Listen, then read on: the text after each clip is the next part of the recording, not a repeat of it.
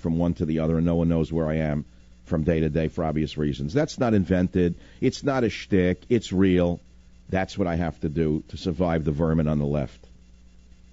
And I think the best way to continue on the show right now is get right down to it. Again, May 8th is a special day for me because on May 8th, 1944, my brother, the silent brother Jerome, was born.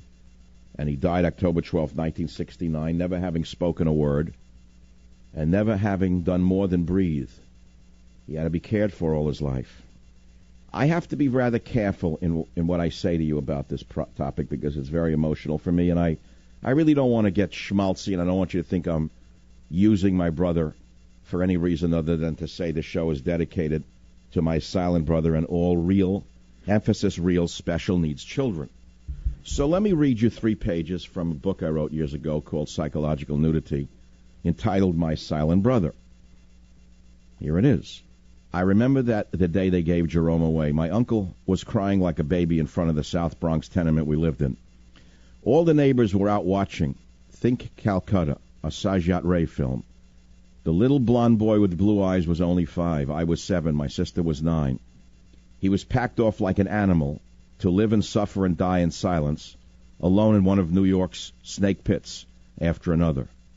The so-called doctor told my parents he would only live to age 7. He lied. The great doctor also told my parents, quote, it would be better for the other children to give him away. This created a lifetime of shame and guilt for me. I became emotionally responsible for discarding this helpless little boy whom I loved more than anyone else in my entire life. How I loved my little defenseless brother. I can't do it. I can't read the story. I'm sorry. I just can't read it. I just don't want to go down this road. I just can't do it. It weakens me to tell you the story. And what can I say to you? That's the story. I can't go on with this. It's too much. It's just too much. I'll read you the end. Finally, after about 20 years in one hellhole after another, he died after being attacked and bitten on most of his body by a maniac, housed there with helpless, innocent souls unable to defend themselves.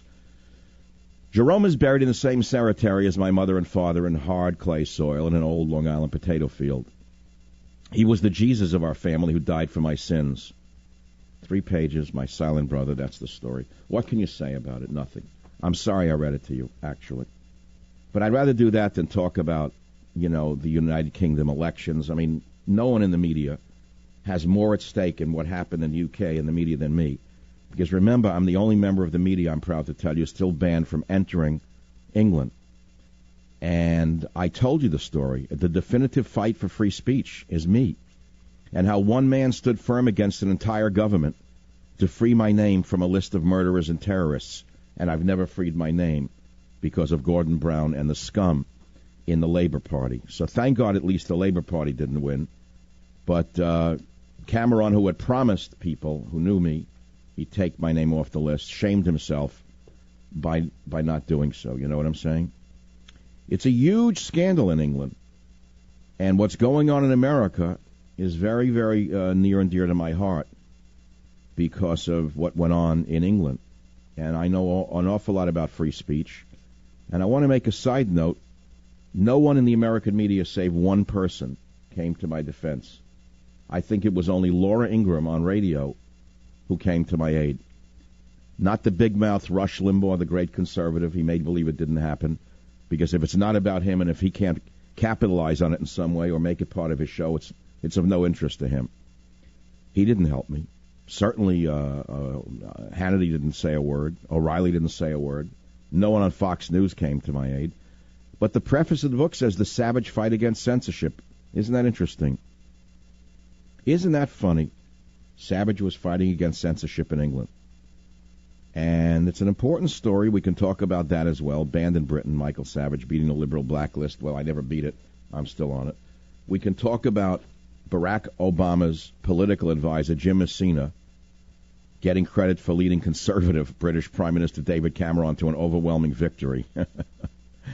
You get that one? And then we're going to talk about how the Nazis were crushed in World War II, how every man defeated Superman, how they were overrun and defeated by every man here in the United